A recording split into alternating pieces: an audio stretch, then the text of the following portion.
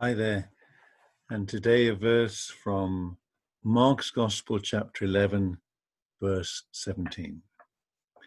Then Jesus taught them, saying, "Is it not written, my house shall be called a house of prayer for all nations?" Jesus quoted this. It was a great prophetic declaration by Isaiah. And Jesus quoted it minutes after he had entered the temple in Jerusalem and had cleansed it. The temple area was constantly echoing with prayers, but they were not prayers from the heart, just repeated, ritualistic, liturgical, repetitious prayers. Before God, the temple was spiritually dead. The great heart and center of all that God is about is communion with his people. Now, many projects can grow a church, but these things must always be separate and secondary to the very purpose for which we have been saved.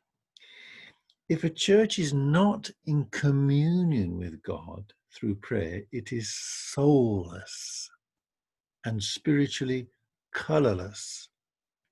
Prayer is the aortic artery that allows God's presence to be pumped throughout the courts of our hearts. Once there is connection with God at the center, there will be an invisible attraction that draws people to be touched with the divine presence. Nothing can replace this, and we must be deeply persuaded that this is God's way with us. The most important room in a house, a normal home, is the kitchen, where the food is prepared. Without a kitchen, the inhabitants will die. Yet the food strengthens people to go out and work and live, to serve their generation.